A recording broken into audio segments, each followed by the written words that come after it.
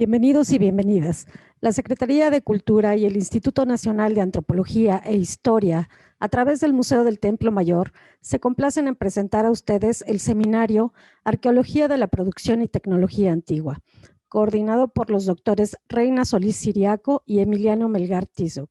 Cedo la palabra a la doctora Reina Solís Siriaco.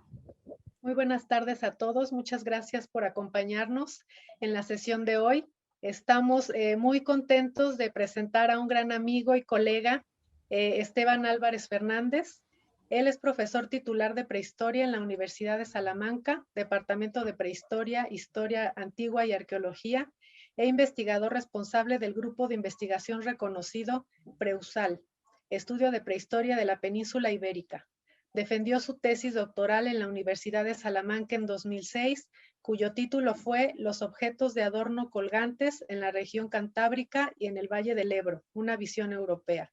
Su investigación se focaliza en el análisis de los restos arqueológicos desde diferentes puntos de vista: alimentación, modificaciones antrópicas, indicadores paleoambientales, etc.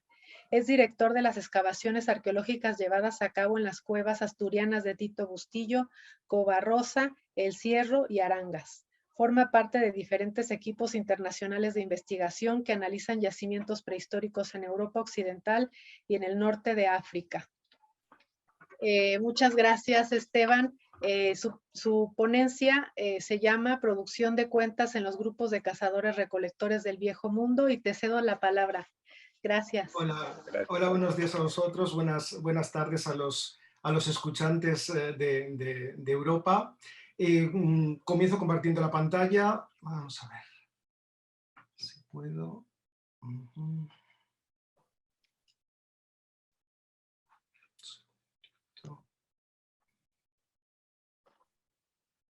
Me deja.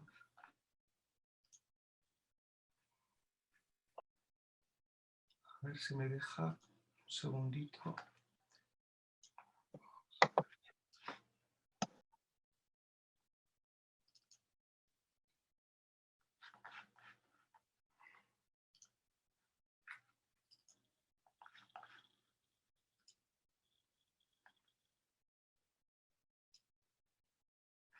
¿Se ve bien? Sí, ahí se ve muy bien, Esteban, Vale, adelante. de acuerdo. Bien, cuando Reina y Emiliano me propusieron hacer esta conferencia, yo dije, qué fácil lo tengo. Qué fácil lo tengo porque, bueno, es el tema con el que he trabajado en los últimos 20 años. Y bueno, voy a hablar de las últimas investigaciones que he hecho, hacer un resumen de mi trayectoria, de los yacimientos que he estudiado, etcétera, etcétera. Pero como les comentaba justamente hace unos minutos, después no es tan fácil. No es tan fácil, es quizá un poco más fácil para los prehistoriadores de Europa, que conocen muy bien pues, cuál es la evolución, qué homínidos han habitado el continente europeo en los últimos, el último millón de años, pero no para nuestros escuchantes o nuestros oyentes de América. Por eso he preferido ser un poco más didáctico y explicar aspectos que normalmente paso por encima porque doy por sabido, sobre todo no en las conferencias que doy en el ámbito universitario, sino también en las conferencias en otros centros europeos. Bien. Estos son los puntos que voy a tratar en los siguientes minutos. En primer lugar, vamos a ver cuáles son las primeras evidencias que tenemos de objetos de adorno que, como sabrán ustedes, proceden del continente africano hasta el momento, ¿de acuerdo? Pasaremos después a centrarnos en las evidencias que tenemos en Europa. En Europa, en el continente europeo, puesto que es el territorio que más domino, y también porque es el territorio, el viejo mundo, del que en la actualidad tenemos más información. Vamos a ver lo que ocurre en diferentes periodos. Empezaremos por el Paleolítico Medio, 350.000, hace 40.000 años. La transición del Paleolítico Medio al Paleolítico Superior, esos 10.000 años donde veremos que conviven los últimos neandertales y los primeros sapiens. Posteriormente vamos a ver lo que ocurre en el Paleolítico Superior, entre 40.000 y 12.000 años, en el Mesolítico, a comienzos del Holoceno, entre el 12.000 y 7.000, y a comienzos del Neolítico, brevemente, entre 7.000 y 6.000 aproximadamente. Entre 350.000 y 100.000 años lo que tenemos que tener en cuenta en esta parte del mundo que tienen a su imagen, en la imagen, en África, en Europa, en Asia, que habitaban diferentes homínidos. Hace 350.000 años encontramos en el continente africano los primeros homínidos pertenecientes a nuestra especie, Homo sapiens, pero también en el mismo periodo, en la misma cronología, tenemos también diferentes homínidos que habitaban. En el caso de Europa tenemos los neandertales. En el caso de Asia, sin embargo, tenemos hasta 3 especies. Por una parte los denisovanos, por otra parte los Homo erectus tardíos y por otra, en tercer lugar, el hobbit, siempre y cuando consideremos que esta especie habitó este territorio hace aproximadamente 100.000 años, que a día de hoy todavía los investigadores no se ponen de acuerdo. Las estrellas rojas que les señalo serían los sitios de confluencia donde por una parte neandertales y sapiens sabemos que se mezclan, y por otra parte neandertales y denisovanos se mezclan. También tenemos las últimas investigaciones que indican que también en la región del norte de China también tenemos posiblemente evidencias de estos denisovanos, de los cuales todavía sabemos muy poco y esperamos en los próximos años tener mucha más información sobre ellos. ¿Dónde aparecen en primer lugar las primeras evidencias de objetos de adorno? Naturalmente en el continente africano. Pero antes de hablar de las primeras evidencias de objetos de adorno, tenemos que hablar de qué encontramos hace 350.000 años aproximadamente en el continente africano. Encontramos entre 350.000 y aproximadamente 65.000, 60.000 años diferentes evidencias de homínidos que habitaron en diferentes partes del territorio africano. Las más antiguas proceden del norte de África, Geber-Irgud, pero como pueden ustedes observar en la imagen, tenemos restos de otros homínidos pertenecientes a nuestra misma especie que habitaban en el continente europeo de norte a sur y sobre todo en el este de África. Estos homínidos realizan diferentes tipos de industrias. Aquí a la izquierda tienen puesto un ejemplo con las diferentes industrias que se realizan en el norte, en el sur y en el centro del continente africano. Y uno de los yacimientos donde encontramos estratificados evidencias arqueológicas pertenecientes a los primeros homínidos, los primeros Homo sapiens, es Pinnacle Point 13 en Sudáfrica, donde encontramos ya las primeras características que van a definir lo que hacen nuestra especie y que, como he dicho, primero lo veremos en África y después pasaremos al continente europeo. Ya desde hace aproximadamente 200.000 años aproximadamente, 162.000 años, tenemos el tratamiento térmico de la talla lítica. Vamos a ver.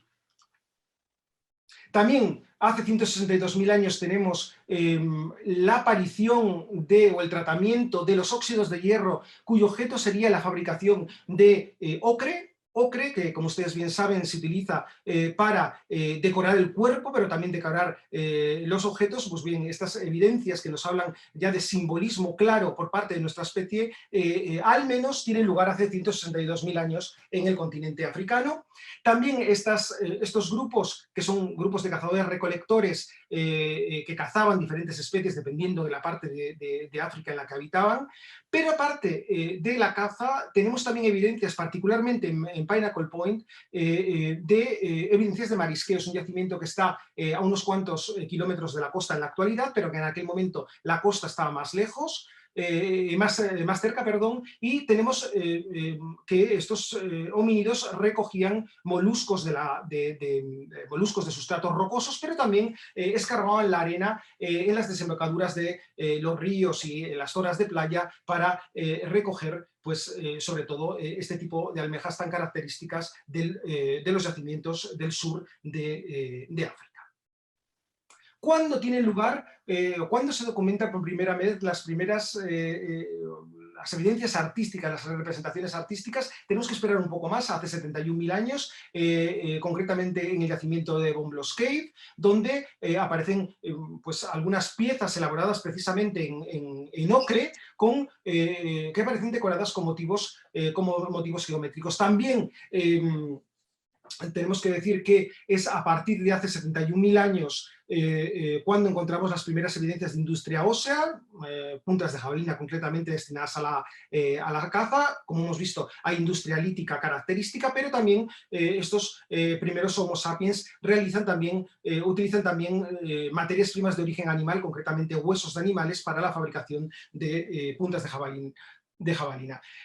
Bomblos Cave, como he dicho, primeras evidencias de industria ósea, pero ya les adelanto que se va a quedar corto porque en las excavaciones que estamos realizando, que hemos realizado en la cueva de los contrabandistas en Marruecos, tenemos evidencias ya de industria ósea realizada hace aproximadamente 115.000 años, 110.000 años, y pronto esperamos que sea publicada esta investigación. Y naturalmente, los primeros objetos de adorno asociados a nuestra especie proceden también del continente africano. Los más antiguos, hasta hace poco tiempo, hasta hace unos pocos años, procedían de Blombos Cave, que naturalmente cuando se encontraron, cuando el equipo de Francesco de Rico, de María Manjaren, encontró esta gran cantidad de objetos de adorno en el sur de África, naturalmente salió en todos los periódicos, salió naturalmente en revistas especializadas, y no solamente por la abundancia, sino, como pueden ustedes observar, por la buena conservación de los restos que cualquiera, vamos, que nadie pondría en duda de que estamos ante objetos de adorno realizados por los grupos humanos. Sin embargo, hoy en día el número de yacimientos donde encontramos estos primeros objetos de adorno asociados a el Homo sapiens ha aumentado. Aquí tienen un mapa del continente africano y también de Oriente Próximo, donde encontramos algunos de los yacimientos últimos, particularmente en el norte de África, donde se han documentado también estas primeras evidencias de objetos de adorno elaborados, como digo, por los primeros sapiens. Aquí tienen las especies que se utilizan en lo que se denomina como el Middle Stone Age, que se utilizan, como digo, se recogen en la playa y se transforman probablemente, repito, lo de transforman probablemente en objetos de adornos, porque no está de todo claro. Y uno de estos yacimientos que he tenido la suerte de participar y estudiar es la Grotte Contrabandier en Marruecos, y es particularmente en este yacimiento donde encontramos a día de hoy las evidencias más antiguas en la fabricación de objetos de adorno en concha realizados por el Homo sapiens. Aquí tienen una imagen de algunos de ellos. Vamos a meternos ahora de lleno en su explicación. Voy a dar algunos datos más. Y, como les digo, este yacimiento, que está situado en Marruecos, fue uno de los yacimientos descubiertos por el abad Jean Roche, un investigador francés que recorrió todo el norte de África y documentó y excavó, hizo excavaciones arqueológicas en diferentes yacimientos arqueológicos en los años 50, 60 y 70, y este yacimiento posteriormente fue excavado entre el 2005 y el 2011 por el equipo de investigación que en aquel momento llevaban Harold Diboll y el Harawi, y que durante esos años pues, volvió a excavar el yacimiento, y en el marco de esas investigaciones entre nuestros amigos marroquíes y estadounidenses, pues tuve la suerte de participar en la excavación. Bien, aquí tienen pues, la zona de excavación de la cueva de los contrabandistas, una cueva donde además en esos años se descubrieron los restos humanos, uno de los pocos sitios que hay en África, de los restos humanos de Homo sapiens sapiens, unos restos que también están en estudio en la actualidad, pero que claramente pertenecen a nuestra especie. En este yacimiento arqueológico se han descubierto diferentes niveles de lo que se denomina musteriense y ateriense, englobado todo en lo que se denomina como Middle Stone Age. También hay niveles un poco más tardíos que corresponderían con lo que aquí se denomina Paleolítico Superior, pero lo que nos interesan son estos que tenemos aquí y que nos indican que la cronología es bastante antigua. Como digo, las primeras ocupaciones, particularmente de el musteriense, tienen lugar hace aproximadamente 120.000 años. En este contexto, aparte de ser un yacimiento con una gran riqueza de material arqueológico, naturalmente de lo que voy a hablar un poco es pues, qué tipo de recursos marinos encontramos en este yacimiento. Es un yacimiento que está situado cerca de la costa, a pocos metros de la costa, y se advierte a lo largo de toda la secuencia una explotación de moluscos marinos, particularmente mejillones y diferentes especies de lapas. Sin embargo, también hay restos de pescado, hay restos también de mamíferos marinos, de aves, que nos indican que estos grupos de cazadores-recolectores conocían muy bien la costa, y tanto conocían la costa que no solamente recogían estas conchas como alimentos, sino, como pueden observar aquí, recogían también de las playas conchas de muy pequeño tamaño, que probablemente utilizaron como objetos de adorno. Aquí tienen 4 ejemplos. Normalmente la mayor parte de estas especies pertenecen a dos especies concretas, que es la Tritia gibosula y el Nasarius circumtictus. Son de muy pequeño tamaño. Para que se hagan ustedes una idea, en este yacimiento se han descubierto más de 200 conchas. La mayor parte de ellas tienen orificio, pero una particularidad no solamente de este yacimiento, sino del resto de los yacimientos con este tipo de conchas que encontramos en África, es que no tenemos evidencias de fabricación de los orificios que ustedes están viendo en la imagen. No hay evidencias. Lo único que tenemos, y son, como pueden imaginar, pueden ver claramente, son orificios, perforaciones que tienen huellas de uso, como pueden ver en esta imagen, ¿de acuerdo? Aquí tienen también huellas de uso, y que nos indican que estas conchas se pusieron en suspensión durante un periodo determinado, formando parte, pues posiblemente, de collares, de pulseras, etcétera, etcétera. En algunas ocasiones, asociados a estas conchas también, como pueden ustedes ver, aquí tienen pues, orificios provocados por organismos marinos recubiertos de una pasta de color rojo.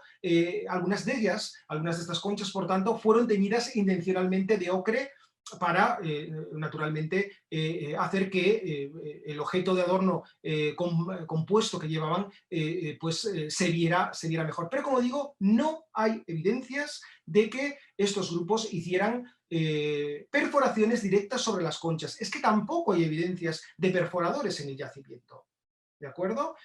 No hay evidencias de perforadores, pero lo que sí nos encontramos estas son conchas que en la actualidad no habitan en las costas de Marruecos. Sí habitaron en las costas de Marruecos en lo que se llama estadio isotópico 5C, que era un periodo más cálido que en la actualidad, hace 125.000, 130.000 años, y hoy los encontramos en las playas fósiles marroquíes. Estas conchas en la actualidad se encuentran en el Mediterráneo central y el Mediterráneo oriental, son de mucho menor tamaño. En este caso, estas conchas posiblemente fueron recogidas por estos grupos de cazadores-recolectores en playas subfósiles, recogidas, como digo, con las perforaciones ya creadas, erosionadas por el mar, y posteriormente no necesitaban nada más que ponerlas en suspensión mediante fibras vegetales.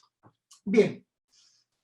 Sabemos, por tanto, que estas conchas fueron manipuladas antrópicamente. Aparte de estas manipulaciones que les he comentado, la aplicación del ocre, las huellas de uso, también tenemos evidencias de que estas conchas probablemente fueron intencionalmente quemadas para obtener cuentas. Como ven ustedes, son cuentas más o menos blancas. En algunas ocasiones tenemos restos de ocre, como les he dicho, que nos induce o que nos indica que posiblemente eran rojas, pero también encontramos conchas negras y que probablemente pues las quemaban y posteriormente las ponían también en suspensión. Bien, en este contexto, naturalmente, la historia de África sigue su curso a lo largo de el Middle Stone Age y también a finales del Pleistoceno. Otra de las características, no he querido incluirla aquí porque si no, no podemos avanzar y centrarme en Europa, que es lo que me gustaría centrarme, como vais a tener ocasión de ver. Por ejemplo, solamente indicaros que otro de los fósiles directores, entre comillas, característicos de estos momentos en el continente africano son las cuentas fabricadas a partir de cáscara de avestruz, que se encuentran de norte a sur y de este a oeste en el continente africano, particularmente, como les digo, a finales del Pleistoceno. Bien. Ya centrándonos en el continente europeo, vamos a ver qué ocurre en los diferentes periodos del Pleistoceno y de comienzos del Holoceno.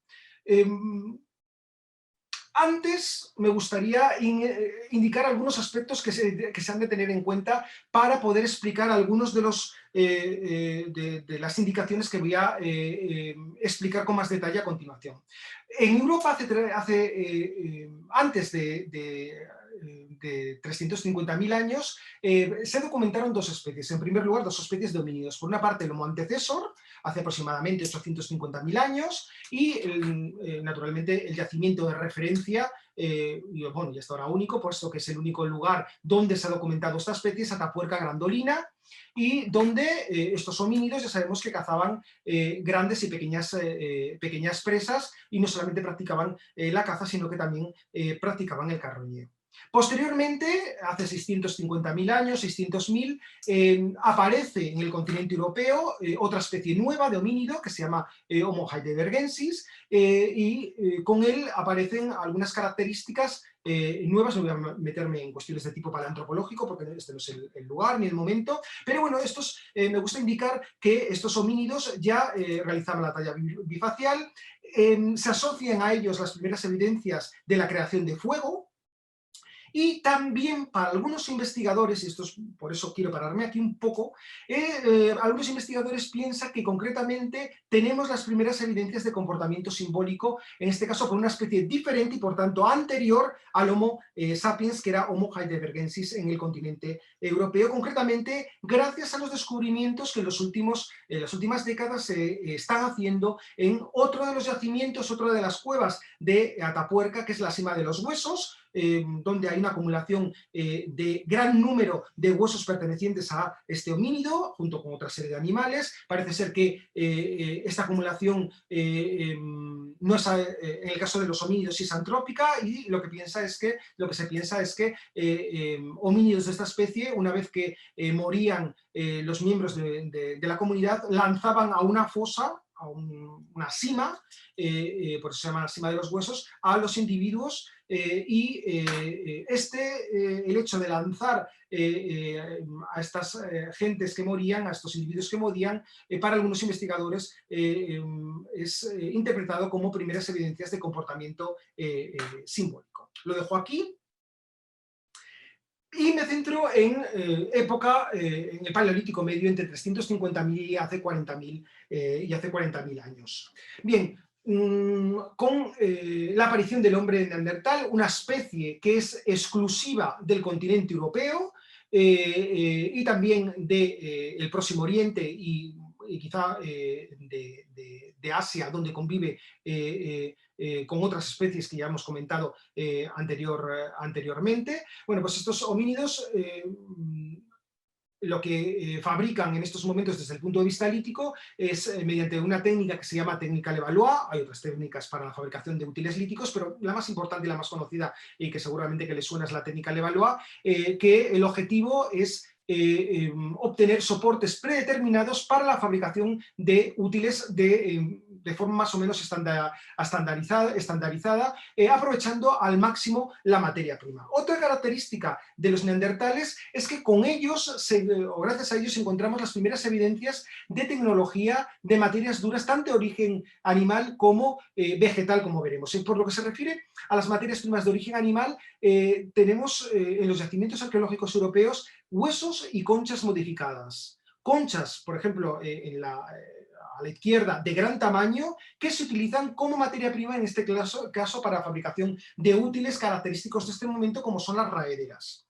Pero también utilizan el hueso para elaboración de espátulas y también de retocadores destinados a, concretamente, a partir de diáfisis de hueso, para retocar probablemente estas raederas, tanto de hueso como de piedra, perdón, de concha como de piedra. También tenemos evidencias de tecnología de materia dura de origen vegetal, esto lo suponíamos naturalmente, sin embargo tenemos muy pocas muestras de la conservación, concretamente de madera, en los yacimientos arqueológicos europeos, y una de las más antiguas procede precisamente de un yacimiento español descubierto hace poco tiempo, que se llama Arbalsa III, donde hace algo más de 50.000 años se descubrieron útiles en madera, concretamente pues este que tienen ustedes aquí, que es interpretado como un palo cavador, y donde ampliaciones que han realizado mis colegas, se ve claramente que probablemente estemos ante un palo cavador destinado a trabajar o a escarbar en la tierra. Repito que este tipo de evidencias son muy escasas, hay alguna más en el continente europeo, pero lo que nos indica es sobre todo la importancia que tenía estas materias primas, concretamente la madera, y que lamentablemente no se conserva, como ustedes bien saben, en el registro arqueológico. También los neandertales conocían perfectamente o tenían nociones de pirotecnología, sabían controlar los fuegos. Ya hemos visto que la aparición del fuego se remonta unos cuantos cientos de miles de años antes, pero estos homínidos, aquí tienen por ejemplo un corte de un hogar y diferentes hogares, concretamente en el yacimiento de Abril Romaní, en algunos casos, como en este yacimiento, se utilizaban para diferentes trabajos, algunos se dedicaban para iluminar, otros se sabe que se utilizaban para procesado de alimentos, otros para la talla, etcétera, etcétera. Por lo tanto, estos homínidos ya controlaban bastante bien, los neandertales, todo lo que tiene que ver con el fuego. También, por ejemplo, utilizaban el fuego para endurecer las puntas de hueso que utilizaban para la caza. Y también asociados a los neandertales encontramos también evidencias de comportamiento simbólico, que como he indicado anteriormente para el caso de Atapuerca, no todos los investigadores están de acuerdo. ¿De acuerdo? Lo que es cierto es que sí encontramos una gran cantidad de esqueletos de neandertales en diferentes yacimientos de Europa y también en el Próximo Oriente, como el de Guevara, ¿de acuerdo? Pero no todo el mundo está de acuerdo en que hayan de ser considerados como enterramientos. No existe fosa, por ejemplo, en ninguno de los casos, no existen ajuares asociados a estos individuos, etcétera, etcétera, y como digo, algunos individuos, algunos investigadores, algunos colegas piensan que no estamos realmente ante enterramientos. Por lo menos enterramientos tales como nosotros los concebimos actualmente y como los vamos a explicar a lo largo del Paleolítico superior. También, y recientemente, se asocian a los neandertales las primeras evidencias de manifestaciones artísticas. Un aspecto que claramente hasta hace poco tiempo se indicaba que solamente nuestra especie podía realizarlo. Para algunos investigadores, hoy en día, estas primeras evidencias artísticas, estas primeras pinturas, estos primeros grabados, dos ejemplos se los muestro aquí, parece ser que fueron realizados por los neandertales. Lo que han hecho es datar las costras que cubren estas pinturas y estos grabados y indicar que, puesto que las costras, concretamente en el caso por ejemplo de la Pasiga, tienen unos 65.000 años, naturalmente las pinturas que hay debajo serían más antiguas. No todos los investigadores están de acuerdo con ellas. Hay una gran, en estos momentos, disputa vamos, que no todos los investigadores, sobre todo aquellos que trabajan en arte parietal, son de la opinión de que los neandertales realizaban las primeras obras de arte. También asociados a los neandertales, algunos investigadores señalan que se ha de poner en relación con ellos las primeras evidencias de objetos de adorno. Particularmente, estos objetos de adorno han sido discutidos bastante en mi país, en España. ¿Qué es lo que encontramos en los yacimientos arqueológicos? En algunos yacimientos arqueológicos encontramos conchas. Conchas, como por ejemplo en el caso de Lecechique, un yacimiento que hoy en día está a 50 kilómetros de distancia del mar, con lo cual lo que está claro es que estos homínidos recogían del mar conchas, ¿de acuerdo? Y las llevaban al yacimiento. En el caso de Coantón exactamente lo mismo, el yacimiento de los aviones está más cerca de la costa. El problema está en que parte de los investigadores, en la que no me incluyo, indican que estos homínidos fabricaban objetos de adorno. Sin embargo, no tenemos evidencias de ello. Lo que sí tenemos evidencias es de objetos con perforaciones naturales, como tienen ustedes aquí. Y estudiando estas perforaciones, no tenemos constancia, o por lo menos yo las que he revisado bastante, de que hayan sido utilizadas como objetos de adorno, en ningún caso. No solamente de fabricación, de uso.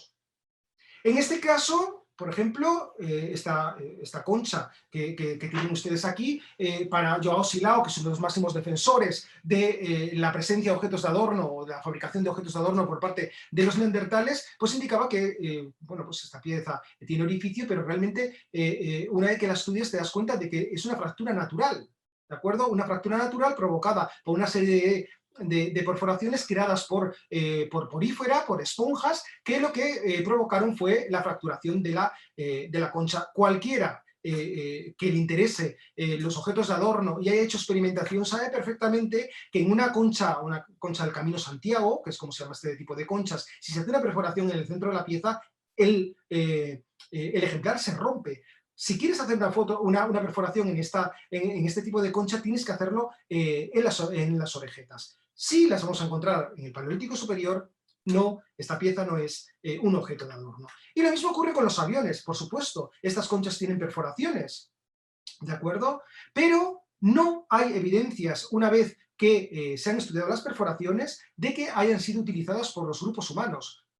No hay huellas de uso. En este caso, sencillamente porque están con gran cantidad de precipitación de carbonato cálcico que podría enmascarar este tipo de orificios que, repito, son naturales, provocados por la erosión marina y la arena de las playas, y que naturalmente si pasean ustedes por la playa seguramente han encontrado este tipo de conchas en la arena. Por tanto, desde mi punto de vista, estos homínidos no fabricaban objetos de adorno, porque si hubieran fabricado objetos de adorno, conchas tienen, dientes tienen, huesos tienen, y sin embargo hay muchos yacimientos arqueológicos musterienses, como pueden ustedes imaginar, con gran cantidad de fauna, y qué raro que ninguno de estos artefactos tenga perforación. Esto por una parte. Por otra parte, aquellos investigadores que normalmente han excavado en yacimientos arqueológicos musterienses de Paleolítico Medio se dan cuenta de que hay un útil que falta. Son los perforadores. Perforadores con los cuales se fabrican las perforaciones, quizá no tanto en las conchas, porque en las conchas se puede hacer por abrasión, que se hace fácilmente los orificios en las superficies, pero por ejemplo para perforar un diente necesitas una punta despejada, y esto solo lo puedes tener si fabricas un perforador. Este tipo de artefactos no aparecen en los yacimientos del Paleolítico Medio en el continente europeo. ¿Qué ocurre en la transición del Paleolítico Medio al Paleolítico Superior hace aproximadamente 45.000 años? Aquí, en esta imagen, tiene la distribución de los yacimientos arqueológicos donde se han documentado diferentes industrias. En estos momentos, ese musteriense que dominaba todo el continente europeo durante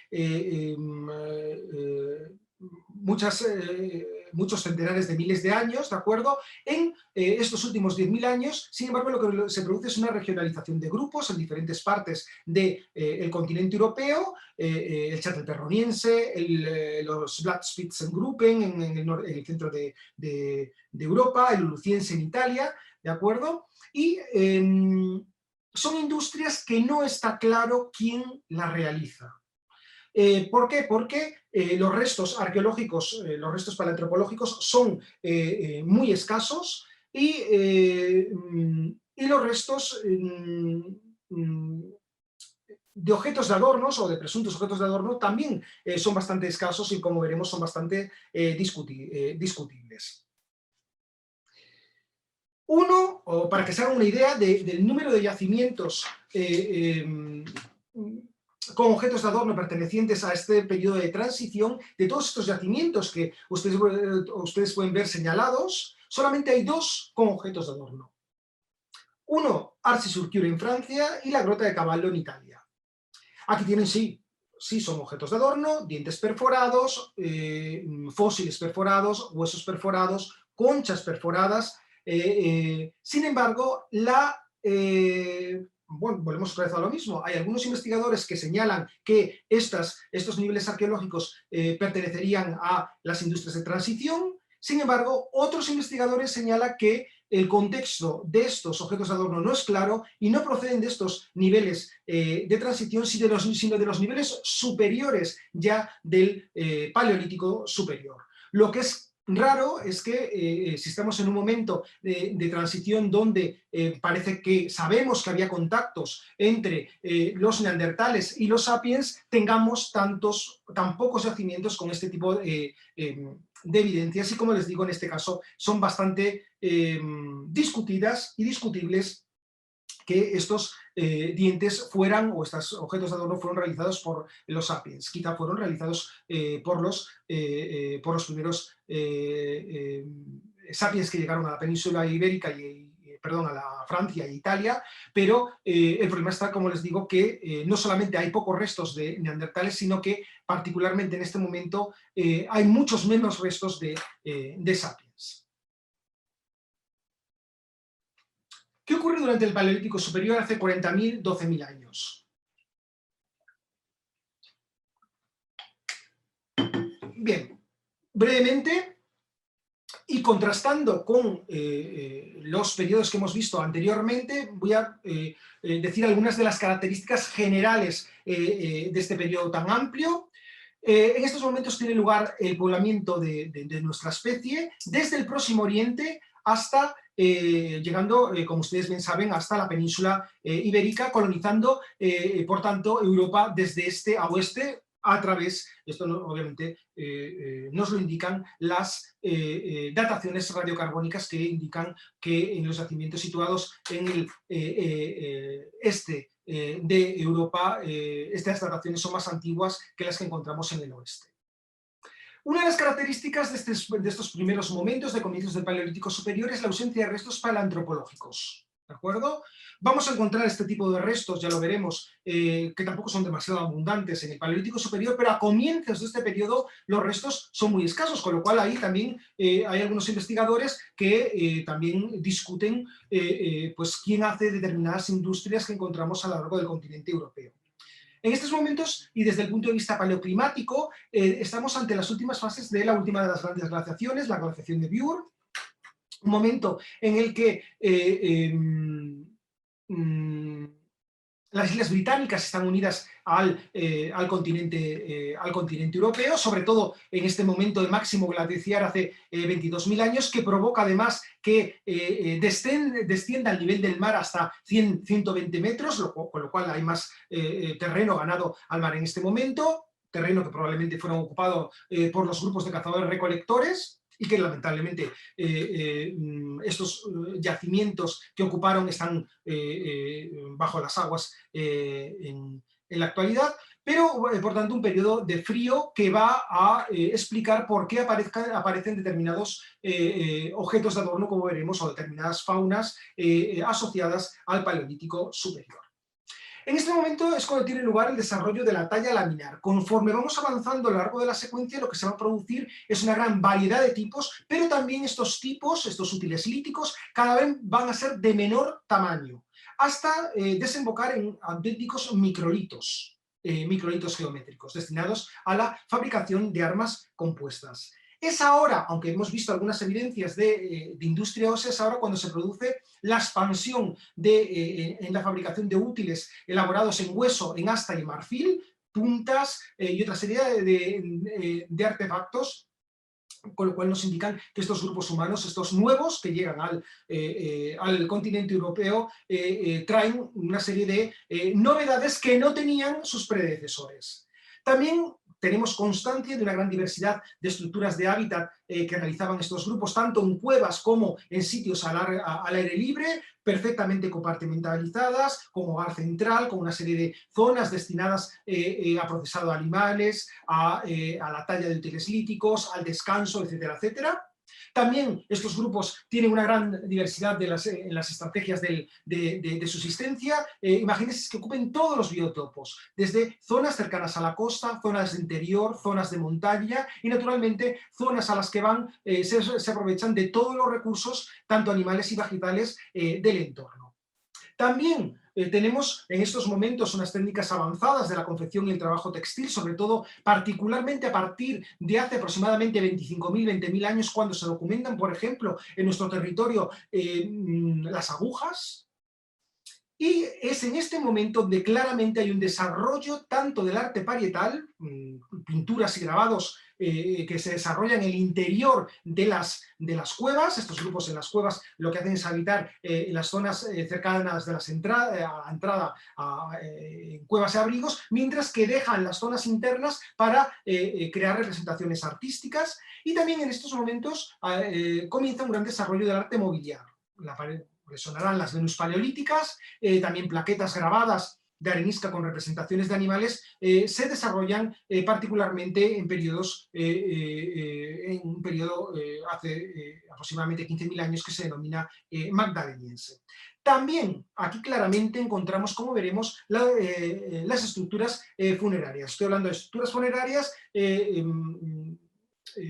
tumbas excavadas en fosa, donde se deposita el individuo, donde normalmente se espolvorea de ocre rojo con las connotaciones que ello tiene, su relación probablemente con la sangre y el más allá, y con una serie de ofrendas asociadas a estos enterramientos que nos hablan probablemente de una serie de rituales que tuvieron lugar antes de enterrar o de despedir al individuo del grupo que ha muerto. Y naturalmente la aparición de los objetos de adorno, los colgantes. Ya centrándome en los colgantes, ¿qué encontramos? En estas imágenes que les enseño, que les he hecho una recopilación de diferentes materias primas, porque una de las características que es desde comienzos del Paleolítico Superior, lo que encontramos es que de repente en todos los yacimientos, o en buena parte de los yacimientos arqueológicos de comienzos del Paleolítico Superior, hay una gran cantidad y variedad de materias primas. Huesos, hasta, aquí tienen por ejemplo un bisel de azagaya, una punta, se imaginan que la punta iría por aquí, se rompe la punta en la caza y posteriormente esta azagaya, esta punta de jabalina es transformada en objeto de adorno.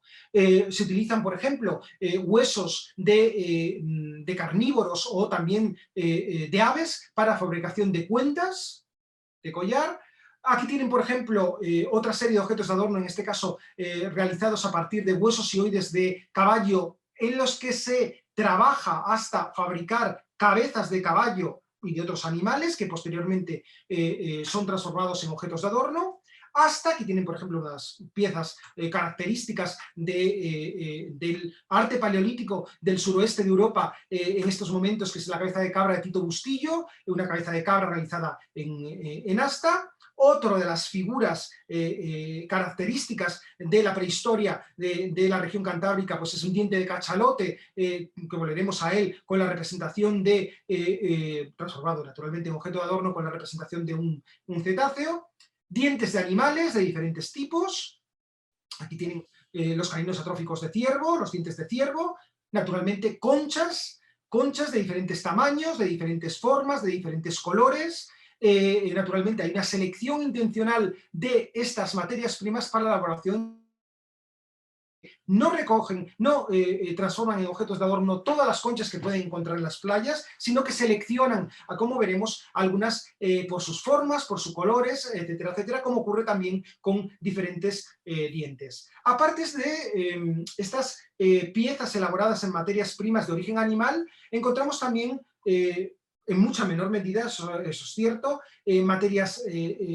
objetos de adorno realizados en materias primas de origen mineral, fósiles. Aquí tiene un diente de probablemente un tiburón de gran talla, en este caso con muescas laterales, cuentas de collar realizadas en piedras blandas, y también otra serie de fósiles, entre los que destacan sobre todo conchas procedentes de sitios geológicos que en algunos casos están a cientos de kilómetros del yacimiento donde se han encontrado. O, por ejemplo, les traigo este lápiz de ocre que fue utilizado también como objeto de adorno.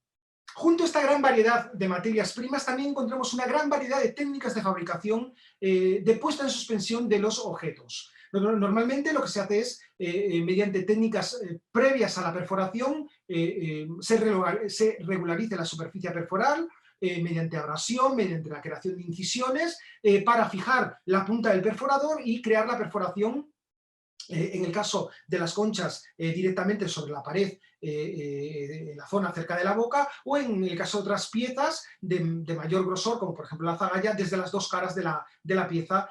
Por tanto, estamos ante perforaciones bicónicas. Lo más habitual es encontrar perforaciones, pero también encontramos otros métodos de suspensión, como por ejemplo, como les he indicado aquí, la creación de muescas laterales. Y también, si bien estos objetos aparecen finalizados y con huellas de uso que nos indican que después de haber sido utilizados como adorno probablemente los perdieron en el yacimiento arqueológico, en algunos casos, en algunos yacimientos, hemos encontrado zonas donde se producían, se fabricaban estos objetos de adorno. Encontramos tanto materia prima como útiles en curso de fabricación, útiles perforados y no usados, y útiles usados y útiles fragmentados, con lo cual podemos reconstruir cómo fue el proceso de vida de algunos de estos objetos de adorno. Y naturalmente, si hay algo que caracteriza al Paleolítico Superior es los contactos a larga distancia. Estoy hablando de contactos que pueden llegar hasta 800 kilómetros de distancia, y particularmente una evidencia de estos contactos a larga distancia pues es la presencia, como veremos, de conchas, por ejemplo, de origen mediterráneo en yacimientos situados en el interior del continente europeo, y que nos habla claramente de que estos grupos no estaban aislados, estos grupos se comunicaban entre sí, y una evidencia indirecta de estos contactos, bueno, mejor dicho, directa, es la presencia de estos objetos de adorno.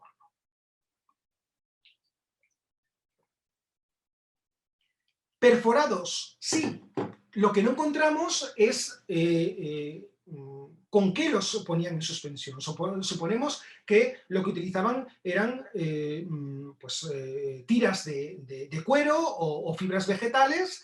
Esto lo suponemos, o lo suponíamos, hasta que hace relativamente poco tiempo se descubrió, por ejemplo, en el yacimiento, en este caso es en Georgia, en Zumana Cave, pues la presencia de fibras vegetales de lino teñidas, que en este caso no parecen asociadas a objetos de adorno, pero pueden hacernos ver o nos dan una idea clara de que estos grupos utilizaban fibras vegetales no solamente, como digo, para la elaboración o la puesta en suspensión de objetos de adorno, sino también para la fabricación de vestidos o para otras labores relacionadas con el día a día de estos grupos.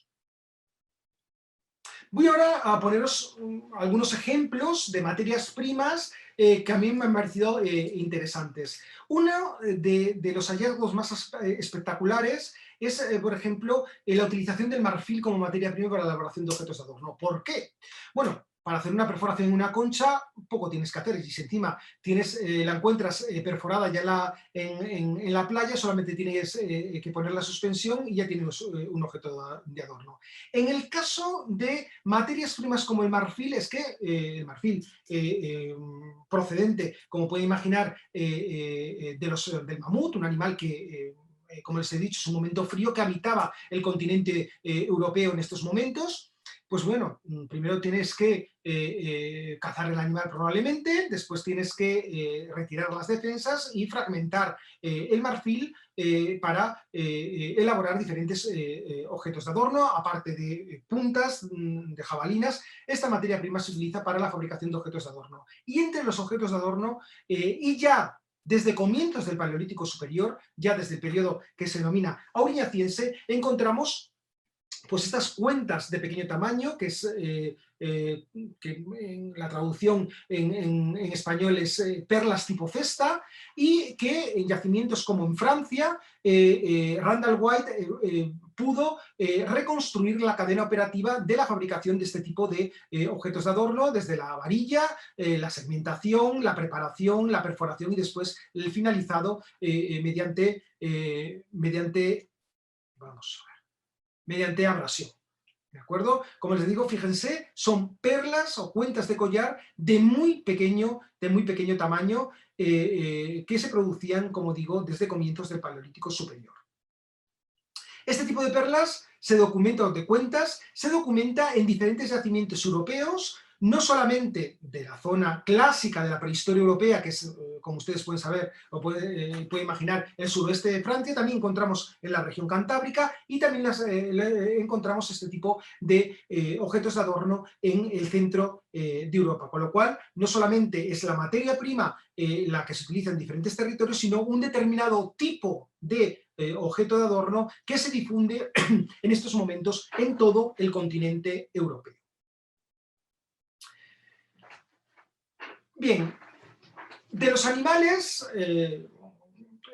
que se cazan en estos momentos en el territorio europeo, bueno, depende de los sitios, por ejemplo en la región cantábrica el animal más cazado es el ciervo, en el caso del centro de Europa el animal más cazado es el reno, y más allá en el este de Europa es el mamut, pero como pueden ustedes imaginar, de este tipo de animales se aprovechaba absolutamente todo. Se dice en España que si nosotros tenemos el cerdo, que del cerdo aprovechamos absolutamente todo, hasta los andares tenemos del cerdo, pues imagínense en estos momentos donde las inclemencias climáticas eran bastante duras y naturalmente necesitaban pues aprovechar no solamente la piel, sino también naturalmente la carne y otras materias primas, por ejemplo el asta, el hueso, para la fabricación de diferentes artefactos. Aquí tienen una imagen de los dibujos característicos de Gil Toselo, donde ven o pueden observar para qué se utilizan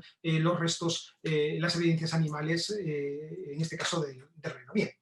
Lo que nos interesa a nosotros es, por ejemplo, que desde comienzos del Paleolítico Superior encontramos que, aparte del marfil, los grupos humanos utilizan los dientes de los animales para la fabricación de objetos de adorno. Aquí tienen, por ejemplo, el clásico, el diente más utilizado, sobre todo en el suroeste de Europa en estos momentos, a lo largo de todo el Paleolítico Superior, son los caninos atróficos de ciervo, son caninos que están en el maxilar, que no tienen función ninguna y que este tipo de dientes era pues buscado para la fabricación de estos objetos.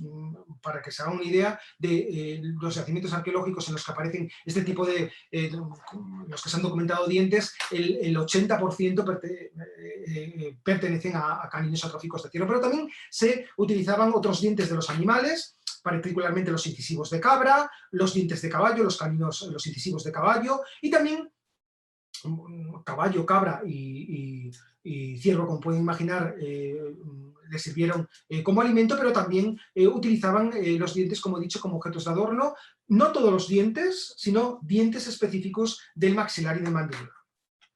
También utilizaban los carnívoros determinados dientes, concretamente o particularmente los caninos, como este canino de lobo. Probablemente ya saben que estos animales tienen muy poca carne y naturalmente lo que hacían era cazarlos, bueno, pues como pruebas de rituales de iniciación o encontrándolo fácilmente aprovechando las carcasas de animales muertos.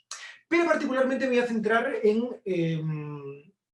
un tipo de dientes que va a ser característico de un momento concreto del magdaleniense, que son los dientes aserrados de reno. Los dientes de reno que aparecen en la mandíbula, que cierran a la altura de los alveolos. Esta imagen que les indico es cómo los llevarían probablemente colgados, desde el punto de vista experimental que lo ha realizado, es una foto realizada desde el Museo Monrepos. Así es como lo encontramos, este tipo de dientes en los yacimientos arqueológicos, es decir, cierran en los alveolos y realmente, como puede imaginar, lo que se verían serían estos dientes, la corona, que sería una especie de pequeñas cuentas blancas que les llamarían la atención. Este tipo de objetos de adorno, como les he dicho, se documentan hace aproximadamente 15.000 años, también en todo el territorio europeo. Aquí tienen una distribución de los yacimientos donde aparecen este tipo de objetos de adorno, y en los últimos años se han documentado también en la región cantábrica, una región que, por cierto, donde este animal es bastante escaso, ¿de acuerdo? El animal que predomina a lo largo de todo el Paleolítico superior es el ciervo, pero también encontramos escasos restos de reno, sobre todo en la zona del País Vasco, con lo cual posiblemente estos dientes aserrados proceden también de zonas donde este animal era cazado, probablemente de la zona de Francia o incluso más lejos en Alemania o en el norte de Suiza. Otro tipo de dientes, la explotación o la recogida de dientes pertenecientes a mamíferos marinos, animales que varaban en las costas, como lo varan en la actualidad, animales que aprovechaban desde el punto de vista alimenticio. No se pueden ustedes imaginar cuando varaba una ballena o un cachalote, pues el festín que podían llevar que podían tener estos grupos de cazadores recolectores, invitando a clanes para aprovechar esta carne, esta grasa, esta piel que llevaban posteriormente a los yacimientos arqueológicos y donde consumían y donde probablemente procesaban y almacenaban. Bien, aquí lo que nos interesa es los dientes. Materia prima también destinada a la elaboración de objetos de adorno, pues el más característico es el diente de cachalote procedente de las Caldas, donde, aparte de la importancia, porque es un objeto único y uno de los pocos yacimientos donde se han documentado dientes de cachalote perforados, en este caso es importante porque además sirvió de soporte para la fabricación, en este caso, de grabados de un bisonte y un cetáceo. Naturalmente, aquí podemos observar este brillo que tiene alrededor de la perforación, indica que este objeto de adorno tuvo su importancia, llevó en suspensión durante un periodo de tiempo bastante largo.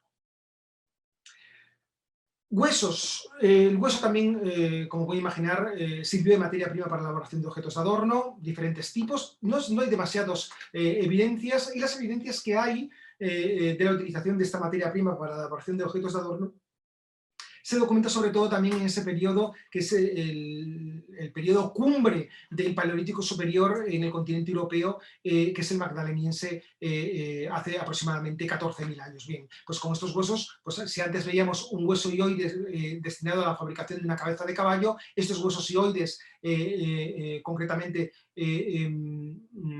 de íbice, se destinaron a la elaboración pues también de cabecitas de íbice, que sirvieron, en este caso en el yacimiento de la Bastide en Francia, para la elaboración de objetos de adorno. Y conchas, naturalmente conchas es la materia prima más utilizada, por lo menos en la región cantábrica, en los yacimientos, no solamente en la región cantábrica, sino en los yacimientos arqueológicos más cercanos a la costa. Como les he dicho, hay una gran variedad de conchas, hay una gran variedad, pero lo que se advierte es selección por las formas, por los colores, por los tamaños, y que nos ofrecen una gran visión de este tipo de artefactos a lo largo del Paleolítico superior. Bien, estas conchas fueron utilizadas como objetos de adorno, ¿de acuerdo? Como lo sabemos, puesto que, les traigo un ejemplo, aparecen con huellas de abrasión y de uso en el contorno de los orificios. Por ejemplo, en el periodo más característico que les estoy indicando, el magdaleniense, aquí tienen un gráfico, en este caso de la región cantábrica, donde ven en estos diagramas de tartas pues el porcentaje de objetos de adorno en base a la materia prima, donde pueden advertir que la concha es la materia prima más utilizada, y dentro de las conchas pues diferentes especies, sobre todo una, o particularmente dos, Litorina obtusata y Trivia, que no solamente son características de este momento, sino que se documentan a lo largo de todo el Paleolítico superior, en este caso en este territorio. Bien, como les indicaba, sí, algo característico en este momento, y particularmente en el magdaleniense, es los contactos a larga distancia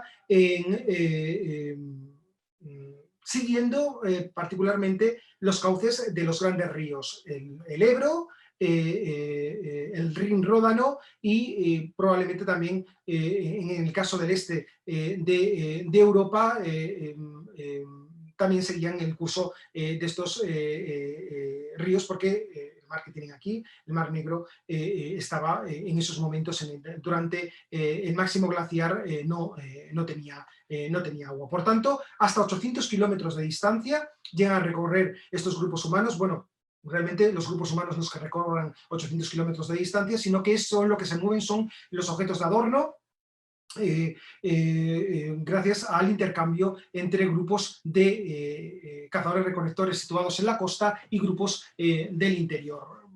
Lo que señalo en el mapa con los puntos son los yacimientos arqueológicos donde se han documentado conchas, en este caso conchas mediterráneas, de origen exclusivamente mediterráneo, en yacimientos del interior del continente europeo, que, como ven, llegan hasta la región cantábrica. Y aquí sí me gustaría, he incluido esta foto porque normalmente lo que han visto hasta ahora, bueno, pues son conchas, sí, que se reconoce la forma, pero lo que han perdido son el color, la capa superficial, el periostraco, que es realmente lo que hace posible que posiblemente estos grupos se fijaran en estos colores, además de la forma, como digo, de determinadas especies, para recogerlos porque les llamaba la atención. Fíjense en el caso de Homalopoma sanguineum, que es una concha roja que explica por qué esta concha es tan importante y que, como digo, se documenta en el interior, en el centro de Alemania, pero también en la región cantábrica. Particularmente en la región cantábrica no hay conchas de este color en la actualidad en las costas.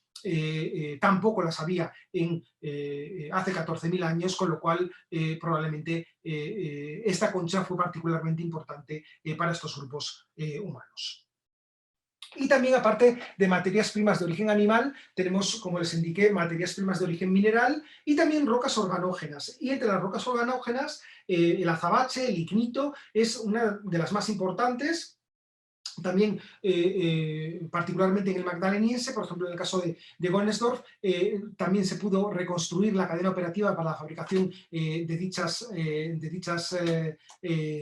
piezas. Es una materia prima local, cercana normalmente a los yacimientos arqueológicos, al menos en la región cantábrica y en la zona de Alemania. ¿De acuerdo? Aunque probablemente también esta materia prima circuló en otras regiones del continente europeo, en el magdaleniense.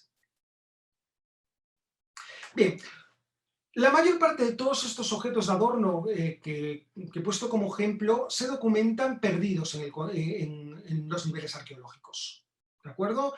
Aquellos de vosotros que habéis participado en excavaciones arqueológicas, cuando encontréis un objeto de adorno, está suelto, sin contexto. Bueno, sin contexto no es cierto, digamos, está aislado. ¿De acuerdo? No aparece, por ejemplo, una pulsera o algo que nos pueda indicar que esa acumulación que encontramos pertenezca a una pulsera. Lo que encontramos, por tanto, son pues, bien piezas que se han perdido o bien piezas que se han roto y se han abandonado. Sin embargo, hay determinados contextos donde podemos determinar el valor y el papel que jugaron estas piezas en los grupos de cazadores-recolectores. Y uno de ellos es los enterramientos en las tumbas. Particularmente estas tumbas se documentan en el Gravetiense. En el Gravetiense hace 25.000 años, ahí tienen otra vez con los puntos diferentes yacimientos arqueológicos y estos círculos que he señalado, digamos, que reflejan diferentes tipos de adornos que se encuentran en ellas. En estos grupos gravetienses, en estos enterramientos, no todos utilizan las mismas materias primas para decorar el cuerpo de los individuos que han muerto, sino, como veremos, aquí les traigo algún ejemplo. Aquí tienen los niños de Kremsbadberg en Austria, una fosa también, como les he dicho, una de las características es el color rojo, y asociados a estos dos niños, por ejemplo, se encontraron determinadas conchas fluviales y otra serie de dientes y cuentas de marfil. En el caso de Grimaldi, en Italia, un yacimiento costero, otros dos niños con los faldellines, donde estarían cosidas estas conchas de Cíclope neritea, una concha marina que probablemente recogían en las playas cercanas. En el caso de la Arbelo, en Portugal, pues también dientes, estos caninos atróficos de ciervo, y estas conchas que también recogerían en zonas próximas a los yacimientos arqueológicos, donde posteriormente enterraban a los individuos.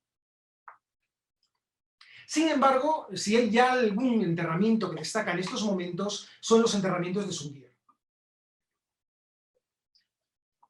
En Rusia se encontraron estos dos enterramientos, en uno enterramiento doble, dos individuos juveniles, y el enterramiento de un individuo adulto. Aquí tiene la reconstrucción, bueno, aparte de lo que nos interesa a nosotros, de lo que voy a hablar a continuación, que son los objetos de adorno, pues se encontraron lanzas elaboradas a partir de defensas de elefante, otra serie de objetos de adorno, útiles líticos, esculturillas, etcétera, etcétera, pero lo que nos interesa a nosotros son los objetos de adorno que ven aquí, que probablemente lo que nos indiquen que estaban cosidos, formando pues, bandas,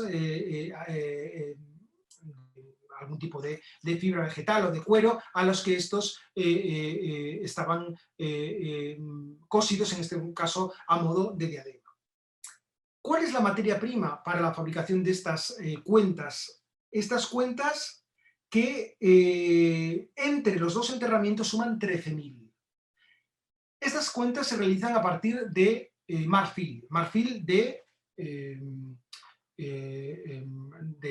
mamut, el animal que más consumen en este territorio, ¿de acuerdo? Y para que ustedes se hagan una idea, se ha calculado el tiempo que se necesita para la fabricación de este tipo de cuentas, y se calcula que se necesitarían 10.000 horas para su fabricación. También sabemos, gracias al estudio biométrico entre las cuentas de los individuos juveniles y de adultos, sabemos que las del adulto son 2/3 mayores, de mayor tamaño que las de los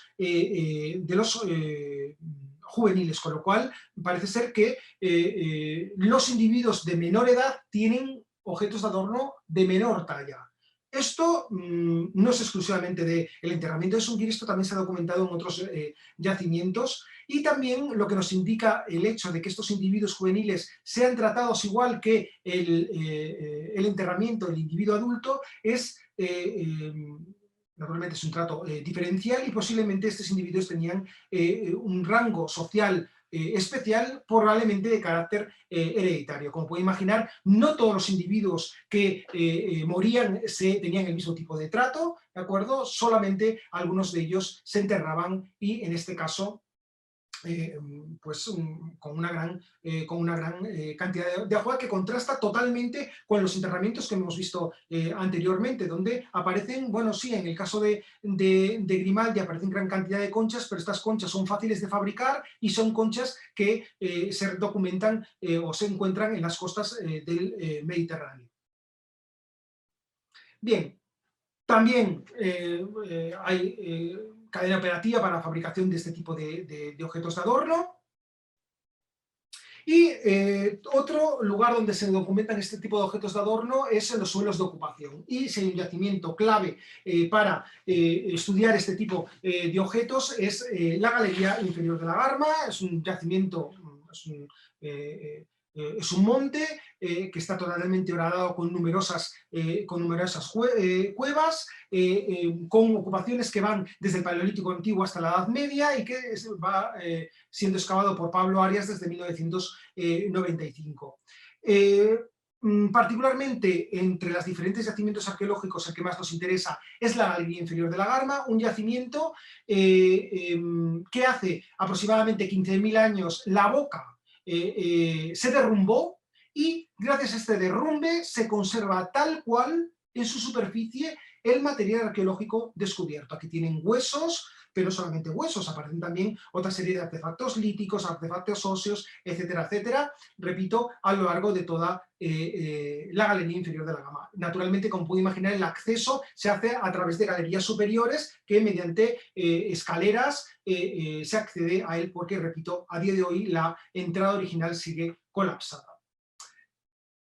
Yacimiento a la entrada de la cueva, en superficie, pero el que más nos interesa es el yacimiento que está situado a 130 metros de la cueva, lo que se llama la zona 4. Aquí se han documentado diferentes estructuras formadas por bloques, por estalactitas y estalagmitas fracturadas intencionalmente, y en esta superficie de este área de 55 metros cuadrados se han encontrado 3 recintos justapuestos, como les digo, por bloques, por espelotemas, donde se han documentado gran cantidad de industria lítica, huesos, dientes, conchas, etcétera, etcétera, que dado que está en el interior de la cueva, se supone que es una zona ritual.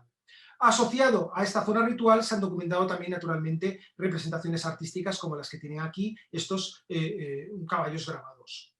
Bien, pues en estas estructuras se han documentado, como ven, diferentes objetos de adorno, elaborados en diferentes materias primas, y el análisis de las perforaciones indica que fueron útiles, que fueron utilizados y después abandonados. En algunos casos, por ejemplo, fueron aparte de abandonar los útiles, se creó en esta zona algún objeto de adorno, en este caso algún objeto de adorno que no terminó de fabricarse, que tienen un diente de oso con la perforación comenzada, o este hueso ioides que tendría que tener la perforación aquí, y justamente en el proceso de creación de la perforación, probablemente, como les digo, en el propio yacimiento se fracturó y que, como les digo, fue abandonado en el territorio, en el yacimiento.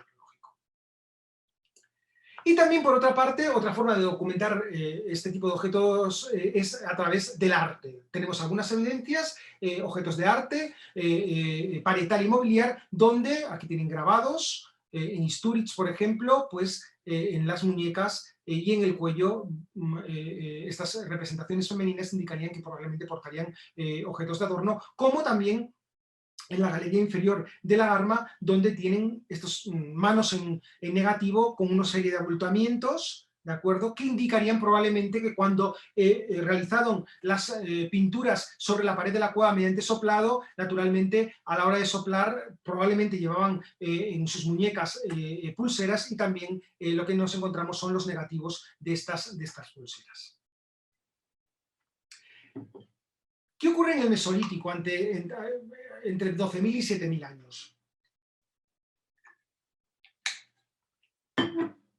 Bien, también unas características generales. En estos momentos, cuando poco a poco tiene lugar, tenía a finales del Paleolítico Superior, pero sobre todo en el Neolítico, la retirada progresiva de los hielos hacia el norte de Europa, con la continua subida del nivel del mar hasta el nivel que tenemos en la actualidad. En estos momentos se produce la expansión del bosque y la colonización de nuevos espacios, sobre todo en el norte de Europa, antes espacios que estaban cubiertos por el hielo, la extinción de algunos de los animales, como por ejemplo el mamut, y la migración de otros hacia el norte de Europa, el reno. Desde el punto de vista industrial, lo característico es la microlitización, que nos habla de la fabricación del arco y la flecha, de útiles compuestos. En estos momentos lo característico es el desarrollo del hábitat al aire libre, y desde el punto de vista simbólico, la desaparición casi por completo del arte, ese arte tan floreciente que tuvo lugar sobre todo en el magdaleniense, desaparece en el Mesolítico. También se siguen enterrando los individuos, pero es ahora cuando aparecen los cementerios, la acumulación de enterramientos en una zona determinada del yacimiento, que es, como pueden imaginar, una evidencia clara de sedentarismo, y también en estos momentos tenemos las primeras evidencias de violencia. Hay una continuidad total en la utilización en general, en la utilización de objetos de adorno, me refiero a dientes y conchas. Las mismas conchas que encontrábamos en los yacimientos del Paleolítico se documentan, por ejemplo, en la región cantábrica en el Mesolítico. En los mismos dientes, los caninos atróficos característicos del Paleolítico, se documentan también en los yacimientos mesolíticos. Sin embargo, aparecen en estos momentos, en determinadas regiones de Europa, otra serie de objetos de adorno elaborados en materias primas, como por ejemplo las rocas como organógenas, como el ámbar. El ámbar, que como ustedes saben es característico del norte de Europa, de Polonia, de Dinamarca, que se encuentra por erosión de depósitos geológicos en las playas, pues bien, utilizaban esta materia prima para la elaboración de diferentes objetos de adorno, y particularmente en el Mesolítico y en periodos posteriores, y ya no les digo en las edades de los metales, donde hay un comercio, porque ahí se puede hablar de comercio, entre el norte de Europa y el sur de Europa, puesto que ámbar báltico se documenta en yacimientos, por ejemplo, de las Islas Cícladas o en la Grecia continental. También la forma de encontrar este tipo de objetos de adorno y de explicar sus significados a través de las tumbas. Les he traído algunas, concretamente de la región cantábrica, para que vean una gran también diferencia entre ajuares que se ponen quizá en relación con la identificación de los diferentes grupos de cazadores-recolectores asociados al territorio que ocupaban. Aquí tienen, por ejemplo, la braña en León, caninos atróficos de ciervo; en el Truchiro, en Cantabria, pues conchas de berberecho; o en el País Vasco, pues margaritas, que son otras conchas características. De todas formas, en la región cantábrica no hay tantos enterramientos mesolíticos, pero bueno, el hecho de que los objetos de adorno son diferentes en los pocos enterramientos que tenemos, nos da idea que, para pensar de que estas piezas serán o pueden ser consideradas como identificadores de grupo. Un ejemplo: la tumba 2 de los Canes, un yacimiento que está situado en los Picos de Europa.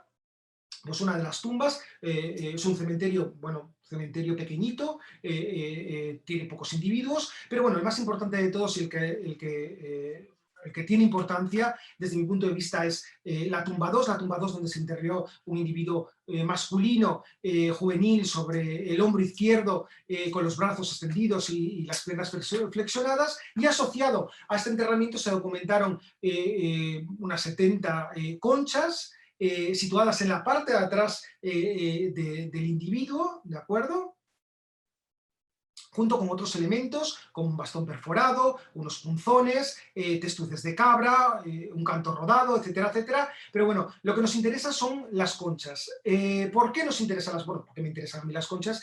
Bueno, fue uno de los temas, uno de los yacimientos que estudié en mi tesis doctoral, el estudio de estas conchas. Pues bien, el análisis de estas conchas, ¿qué nos indica? En primer lugar, que estas piezas, las que mejor conservadas están, presentan huellas de uso en las perforaciones, con lo cual esto quiere decir que este individuo llevó esta capa o sudario, a tenor de donde están concentradas las conchas. Este individuo probablemente llevó este sudario o esta capa en vida.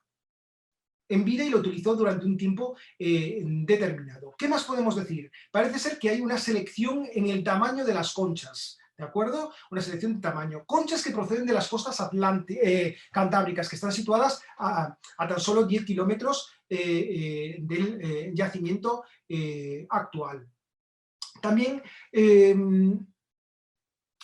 puedo decir que he calculado el tiempo que se tarda en fabricar este tipo de objetos de adorno, y yo calculo con un poco de maña que en 1 hora, 2 horas como máximo, el ajuar está completamente realizado. Por lo tanto, más que un ajuar para la muerte, realmente fue un ajuar que tenía en vida y que en esta capa o sudario después fue enterrada con ella, donde estaban cosidas, como podemos imaginar, estos objetos de adorno. Naturalmente, esto no tiene nada que ver con la fabricación de cuentas de collar en marfil que encontramos en los yacimientos de Sungir, es decir, necesitas mucho menos tiempo para fabricar este tipo de artefactos, pero bueno, como pueden ustedes imaginar, lo que les sobra a estos grupos de cazadores, estos últimos grupos de cazadores-recolectores, es precisamente el tiempo. Para que vean otro ejemplo, en este caso de Europa, en este caso he cogido uno de los yacimientos, uno de los enterramientos que más siempre me ha llamado la atención, que es en Große Offene Höhle, donde se documentan una acumulación de cráneos. Probablemente lo que hicieron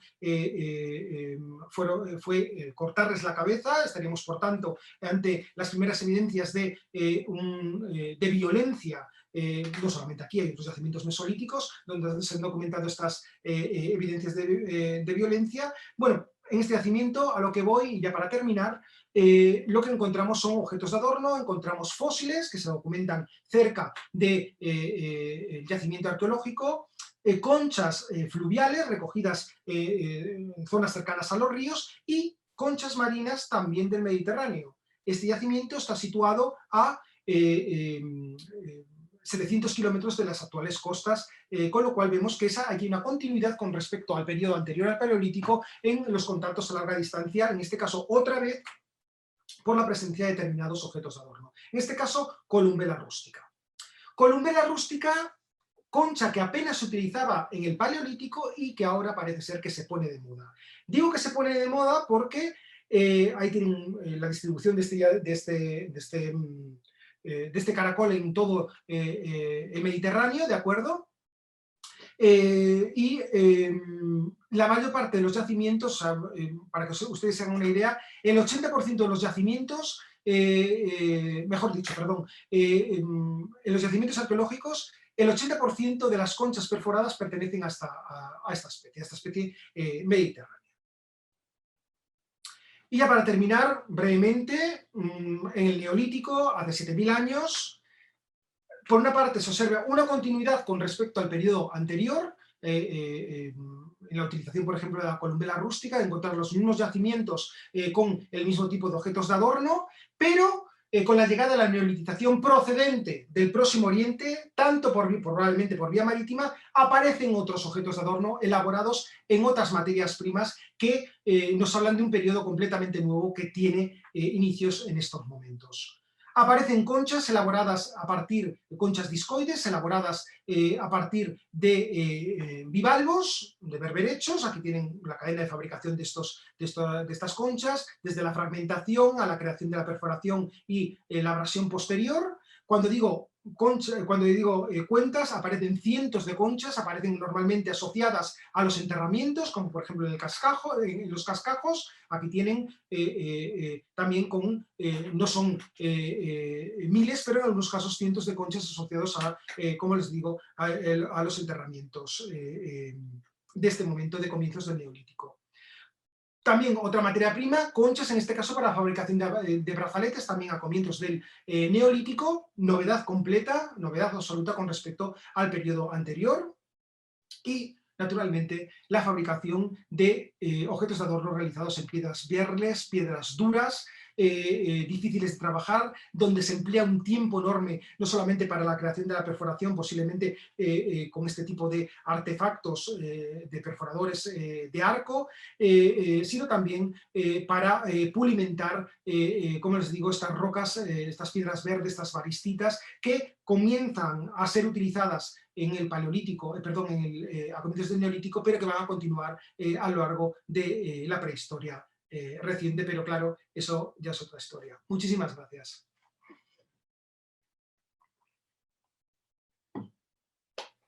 Muchísimas gracias por tan excelente trabajo que nos has compartido el día de hoy, Esteban, y que bueno, también dándonos un poco de antecedentes, ¿no? Sobre todo para los que no son de Europa, del público que nos sigue, para entender pues todas estas cronologías y los cambios a través del tiempo en los adornos, no nada más en moluscos, sino de manera muy bonita y completa nos lo has dado sobre huesos, rocas, resinas, entre otros, ¿no? Entonces te agradecemos mucho y vamos a dar paso a la parte de las preguntas.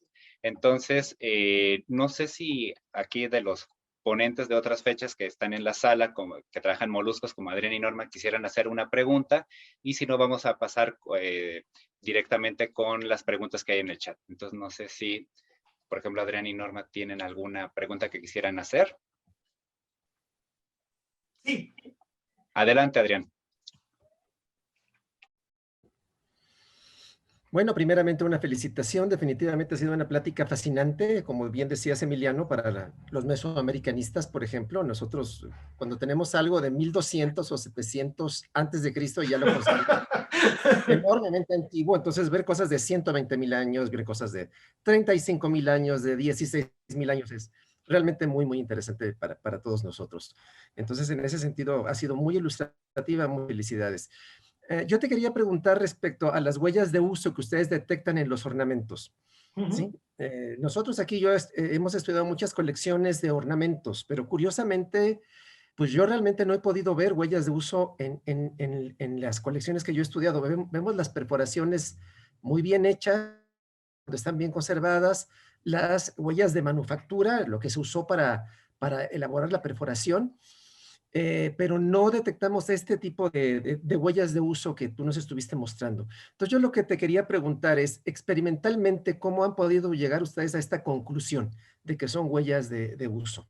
Bien, Gracias. en el caso de las conchas es claro, y en el caso de los dientes también, porque obviamente hemos hecho protocolos experimentales para llegar a esa conclusión, y lo que se produce sobre todo es una deformación de la perforación original. En la zona más próxima, por ejemplo, en el caso de los dientes, a la raíz del diente, se producen semicírculos, ¿de acuerdo?, que nos indican que fueron llevados en suspensión durante bastante periodo, un tiempo bastante amplio, ¿de acuerdo? Eso, claro, es muchísimo más fácil de ver en aquellos objetos que están realizados en materias primas de origen animal. Particularmente las conchas, que como ustedes bien saben, tiene paredes muy, muy finas y que es muchísimo más fácil de reconocerse y de producirse en poco tiempo, además, las huellas de uso. En el caso de los objetos elaborados en materias de origen mineral es muchísimo más difícil. Muchísimo más difícil. Es más, lo comentaba antes con Emiliano, que ya me gustaría a mí tener la experiencia que tienen ustedes para poder identificarlas e incluso poder saber cómo han llegado en algunas ocasiones a determinar el tipo de fibra utilizada para ponerlos en suspensión. Que por cierto, ese tema no está para nada explotado en los estudios de objetos de adorno en el territorio europeo. El hecho de poder saber o poder intentar determinar la fibra utilizada para poner en suspensión el objeto de adorno y relacionarlo con la materia prima. Perfecto, muchas gracias, Esteban. Entonces vamos a poner algunas preguntas del chat. Entonces, empezamos.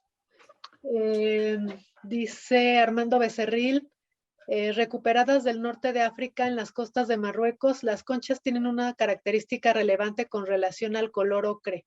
¿Qué origen tuvo dicho colorante? Gracias y un privilegio participar en esta conferencia. Y te manda saludos. De acuerdo. Bien, en el yacimiento, lo que no dije que en el yacimiento aparecen fragmentos de ocre.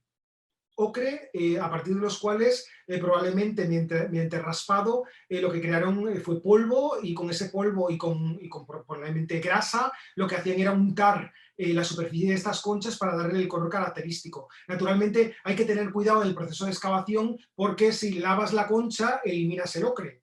Entonces, normalmente en el proceso de excavación yo no participo en el proceso de excavación, pero sí estaba observando cómo excavaban y sobre todo pidiéndoles por favor que no lavaran las conchas que aparecieran, y que ya las limpiaría yo en seco para ver si contenían este tipo de pigmentos.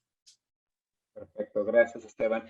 Cataleya McKinley tiene dos comentarios o tipo una pregunta. Dice, doctor Esteban, ¿se han encontrado osamentas de sexo femenino con elementos decorativos de concha o hueso, o solo a los varones se les atribuyen esos elementos como adorno? Y nada más la segunda para darte la palabra.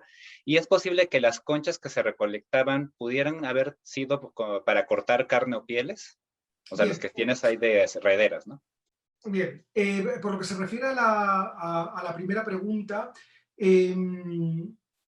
tanto hombres como mujeres se entierran, como niños y niñas se entierran, ¿de acuerdo? El problema está en que no es tan fácil decir, bien, las mujeres tienen tal y tal objeto de adorno y los hombres tienen tal y tal objeto de adorno. Porque para eso necesitaríamos cementerios. Eso quizá, eso es fácil de hacer en enterramientos bastante posteriores, en la edad de los metales, pero a día de hoy, con los pocos enterramientos que tenemos, no está tan claro de poder hacerse. ¿De acuerdo? Yvette Abogan, que es una de las máximas especialistas en el estudio de los objetos de adorno, sobre todo en enterramientos franceses, decía que hay determinadas especies que se encuentran más en enterramientos masculinos y otras más en enterramientos femeninos. Pero yo creo que son pocos los ejemplos que tenemos bien conservados como para llegar a esas conclusiones. Y sí, por supuesto, no solamente se utilizan las conchas para hacer raederas, sobre todo las conchas gordas, sino también las propias conchas de los mejillones, por ejemplo, se utilizan, y está claro su utilización para descarnar animales y para procesar carne o vegetales, y hay estudios experimentales, particularmente en la península ibérica, pero también en otras zonas, donde claramente se indica que incluso corta mejor que el sílex, que el pedernal. Sí. Gracias. Isma Sánchez dice, ¿es posible que se recolectaran selectivamente conchas tritia con perforaciones naturales, lo que explicaría la ausencia de perforadores, o acaso las perforaciones son muy estandarizadas como para ser de origen natural? Los estudios de huellas de uso en cuentas de concha tritia indican con qué clase de herramienta lítica o hueso o madera fueron perforadas.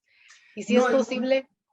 sí, es posible que los perforadores no se encuentran en los sitios habitacionales como las cuevas, porque las perforaciones fueron hechas en los lugares donde las conchas fueron recolectadas. Ya, muy bien, muy buena pregunta. Vamos a ver, no hay evidencias de fabricación en las conchas, estamos hablando de conchas de tritia, en los yacimientos marroquíes, no hay huellas de uso, no hay una cadena operativa donde puedas reconstruir que, vale, pues me traigo las conchas, lo que sí hay conchas sin perforar. Hay conchas sin perforar, pero toda la cadena operativa, vamos a ver, los que hemos hecho experimentación nos ponemos a perforar conchas, algunas se nos rompe en el proceso de fabricación. No hay nada de eso. Pues la concha sin perforar o la concha ya perforada con huellas de uso en todo su contorno. Entonces, claro, si ustedes van a la costa a recoger las conchas y el 80% de las conchas aparecen con huellas de erosión marina, con perforaciones fabricadas por la acción de la arena y del agua del mar, obviamente estos cazadores-recolectores para nada eran tontos, eran muy prácticos, y si tienes el agujero, si ya tienes el orificio, ¿para qué crearlo? ¿Para qué crearlo? Buscarían precisamente aquellas que tienen perforación. Y en el caso de los perforadores es que no aparecen. No aparecen en los yacimientos arqueológicos. Aparecen en el Paleolítico Superior, pero no en los yacimientos ni del Middle Stone Age ni el Musteriense.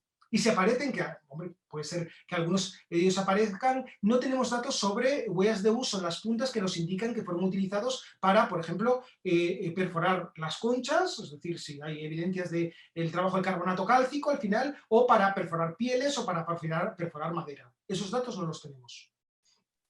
Perfecto, gracias. No sé si Adrián tienes otra pregunta, que está la manita levantada. Ah, ok.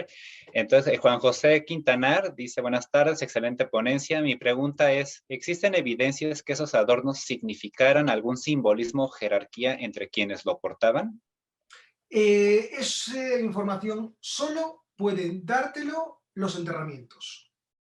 El problema es el mismo. Tenemos muy pocos enterramientos. Hay algunos investigadores que postulan, bueno, pues el hecho de que, como en el caso de Sungir, puesto que los individuos jóvenes tienen cuentas en marfil y el individuo adulto también y son de mayor tamaño en el adulto, bueno, pues quizá pues serán familiares, hay una idea de herencia de jefe a jefecillo, vamos, pero bueno, es complicado, es complicado. Eso ocurre naturalmente en periodos posteriores donde en la edad de bronce probablemente donde hay enterramientos donde puedes identificar si es hombre y mujer, que hay diferente tratamiento del cuerpo, diferentes objetos de adorno, diferentes datos que nos hablan también del adorno con relación al sexo, a la edad, etcétera, etcétera, pero no en los paleolíticos. Se puede sugerir, pero una cosa es sugerirlo y otra cosa es probarlo. Gracias. Kevin Gómez dice, en un análisis de huellas de manufactura, ¿cómo se podría diferenciar una perforación natural de una hecha por el ser humano?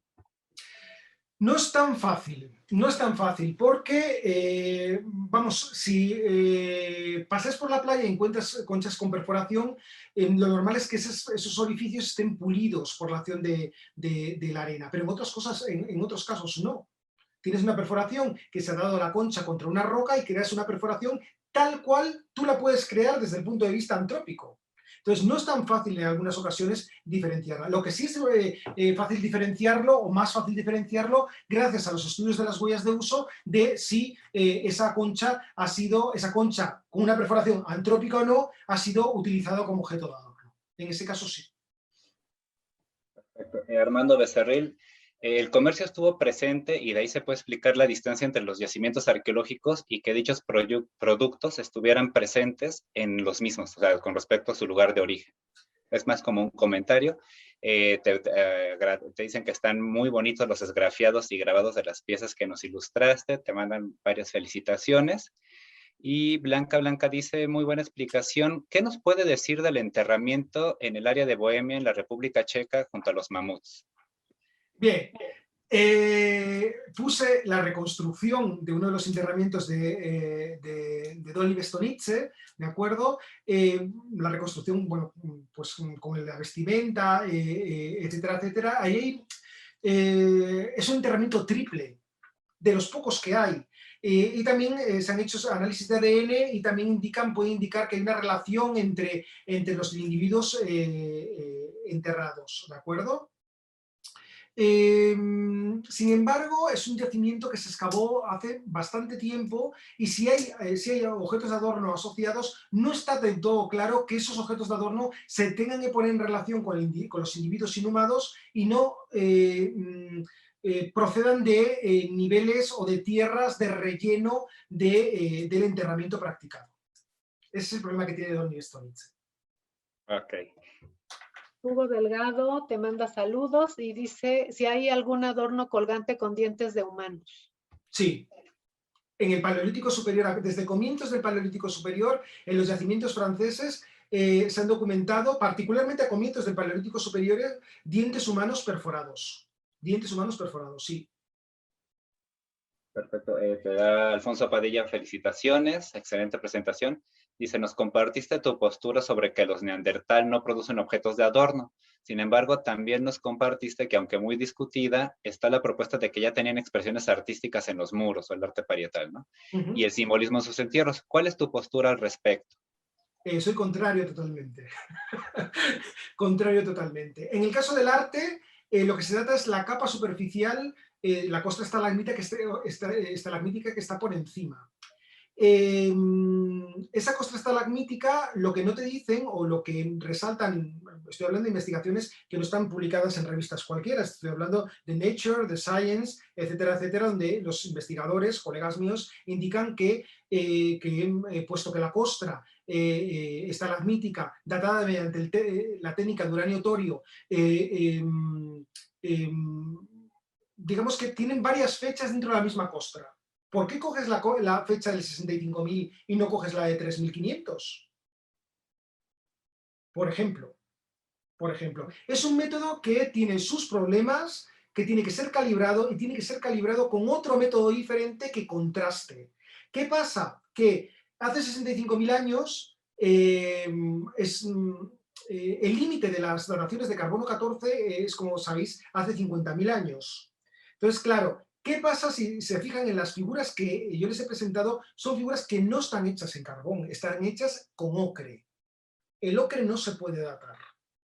Entonces, habrá que buscar otro método para contrastar y para determinar cuál es la cronología de esas representaciones parietales. Perfecto. Blanca Puy, ¿qué tan ligeros o pesados resultan esos adornos? Sobre todo en virtud de pensarse como parte de lo usado para el día a día, comodidad para manipular, etcétera. Y también pregunta, ¿con qué objeto creen que se tallara las rocas? Bien, pesarían poco, naturalmente. Sí es cierto que en los yacimientos arqueológicos aparecen piedras, algunas de ellas de gran tamaño, que están perforadas, pero desde mi punto de vista no se trata de objetos de adorno. No me imagino a tener un collar con objetos de adorno que pesen 6 kilos. Entonces, probablemente ahí estamos hablando de pues, pesas de redes o destinadas a la pesca, a la caza de aves, etcétera, etcétera, etcétera. Estas cuentas de las que les señalo son de muy pequeño tamaño y pesan absolutamente poco. La segunda pregunta, ¿cuál era? Que no me acuerdo. ¿Con qué se tallaban las rocas? ¿Con qué instrumentos? Vamos a ver, las conchas, o sea, las rocas que se utilizan son rocas bastante blandas. Ojo, no son las rocas como la varistita, etcétera, etcétera, digo durante el Paleolítico, entonces es bastante fácil abrazonarlas y dotarlas de perforación. Otra cosa diferente es las que encontramos a lo largo del Neolítico y periodos posteriores. Sería mediante percusión, mediante golpeo y posteriormente fragmentación en trozos cada vez más pequeños y sobre todo abrasión y pulimento con agua y pues pulidores como la arenisca y muchísimas horas de trabajo. Sí. Abamía te pregunta, hola Esteban, ¿podemos entonces descartar objetos de adorno entre poblaciones neandertales? De ser así, volvemos a abrir el debate sobre la existencia de actitudes simbólicas entre estas poblaciones. Vamos a ver. Yo no soy contrario a que estos grupos tenían simbolismo. Lo que soy contrario es a que estos grupos fabricaran objetos de adorno y los llevaran en suspensión. Ojo. El recoger, yo entiendo perfectamente, vamos a ver, si, como les dije, encuentran conchas en la costa y se las llevan a yacimientos que están a 50 kilómetros de distancia, obviamente ahí hay algo simbólico. ¿De acuerdo? Yo estoy hablando de la creación de objetos de adorno.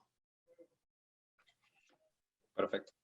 Ingrid Trejo, muy buena presentación, felicidades. ¿Qué tipo de materiales se emplearon para realizar el esgrafiado de figuras tan finas en dientes de ballena? Pues sílex, buriles, y sobre todo buriles y bordes de útiles de sílex que cortan mucho. Perfecto. Vania, te dice muchas felicidades, excelente ponencia. ¿Podrías comentarnos un poco más acerca del contexto de los objetos de ámbar somorfos? Pues buena parte de ellos, salvo en determinados yacimientos como por ejemplo Starkar, donde se encontraron, incluso en algunos yacimientos de Alemania se han encontrado sitios donde se tallaba directamente el ámbar, ¿de acuerdo? Este tipo de objetos, claro, lo que les he presentado yo son objetos excepcionales. Estas representaciones zoomorfas son excepcionales. Lo normal es que se encuentran en los yacimientos son trocitos con la perforación hecha que se hace en pocos minutos, porque el ámbar también es una materia prima fácil de perforar. Rosa Isela Maldonado dice, ¿nos puede repetir por favor qué significa ocre? Mencione su simbolismo y significado al inicio. son óxidos de hierro. Óxidos de hierro, el hierro, particularmente los óxidos, son abundantes a lo largo de todo el planeta, ¿de acuerdo? Y hay diferentes, como la goetita, etcétera, etcétera, y como les digo, aparecen de forma natural y lo que hacen es rasparlos para crear polvo y, ojo, también cambiarles el color. ¿Cómo se cambia el color? Por ejemplo, transformando el ocre rojo, que normalmente es como así aparece en la naturaleza, en amarillo, sometiéndolos a temperaturas altas. Y obtienen diferentes gamas de colores. Perfecto. Elizabeth Mejía dice, te pregunta, ¿no?, si hay documentados bancos de extracción del ocre. Sí, y incluso en algunos yacimientos, como por ejemplo la cueva de Tito Busquillo, se han encontrado dentro del mismo yacimiento vetas de ocre. Directamente cogían el ocre y lo preparaban allí mismo, porque hay machacadores, y de ahí a pintarlo a la pared solo tenía que andar unos metros. Ah, increíble. Y bueno, también, aunque ya se retiró, pero Bertrand, lo primero te felicita, ¿no? Y que aprendió mucho contigo. En el caso de los objetos que nos has mostrado, ¿tú consideras que la elaboración de cuentas, por ejemplo, o los adornos en hueso, en concha y en estas minerales como la varicita, crees que los hayan hecho en el momento del Neolítico, que es cuando se da como esta diversificación, la hayan hecho los mismos grupos o los mismos artesanos, por así decirlo? ¿O crees que hayan sido industrias separadas o grupos de trabajo independientes? Yo creo que son grupos de trabajo independientes. Por ejemplo, en el caso de la varicita, no se encuentra en todos los sitios. En la península ibérica hay diferentes zonas donde se encuentra y, naturalmente, mientras más próximo esté el yacimiento a esas fuentes de aprovisionamiento, más tienen. Incluso se pueden reconocer cadenas operativas destinadas exclusivamente a la fabricación de este tipo de objetos. Y en zonas alejadas, lo que tienes es el útil completamente terminado. Perfecto. ¿Alguien de la sala Zoom tiene alguna pregunta o comentario para Esteban antes de seguir? No, no hay nadie. Entonces, bueno, otra, Esteban, en el caso de todo lo que nos mostraste, diríamos, más que objeto, una especie que me llamó mucho la atención, que no aparece, o bueno, no hablaste, no hay mención de ella en la presentación que nos diste, y que la tengo muy en mente en otras partes del mundo, es el Spondylus gaderopus, que para los grupos de Grecia, por ejemplo, del Neolítico en adelante, o hacia la zona de Israel, se usaba. Entonces, aquí me llama la atención si hubiera o no hay reportes de Spondylus, objetos de Spondylus para los momentos que nos estuviste mencionando. Bien, como bien dices, el Spondylus, una de las características del Spondylus es la concha roja. Ese color rojo tan característico, y en el Paleolítico no hay, pero sí a partir del Neolítico. Desde el Neolítico antiguo, esas cuentas discoides que digo que son de Cerastoderma, probablemente algunas de ellas fueron realizadas con Spondylus. Estamos trabajando en ello, pero por ejemplo, como bien dices también, en la parte del centro de Europa y la parte de las Islas Cícladas, etcétera, etcétera, lo característico desde el Neolítico es la fabricación de brazaletes, como el que os he enseñado en otra especie diferente, en este caso espóndilos, y se utiliza tanto espóndilo recogido en la costa como procedente de sitios geológicos, playas fósiles. Eso está muy interesante. Muchísimas gracias, Esteban. Pues bueno, ya tenemos leídas todas las preguntas que teníamos en el chat, y bueno, también sabemos que tienes que salir un poquito antes de que te cierren allá a la universidad, que son ya casi las 9 de la noche. Sí. Te agradecemos, ¿no?, nuevamente por la excelente presentación que nos diste, ¿no? Aprendimos mucho de varias épocas de la prehistoria europea, y sobre todo no nada más de moluscos, ¿no? Nos mostraste de manera muy interesante cómo se diversifican los objetos, los adornos o algunos instrumentos en hueso, en lítica y en distintos moluscos, ¿no? Entonces te agradecemos bastante por compartirnos este conocimiento, esta experiencia que tienes, y pues los invitamos al público que nos siga la próxima semana que tendremos ahora también otra presentadora de Sudamérica sobre arte parietal de Argentina, ¿no? Dana de Fiore, y pues les agradecemos muchísimo, ¿no? Hasta el próximo miércoles. Gracias. Venga, muchísimas gracias a vosotros. Gracias, muchas Gracias.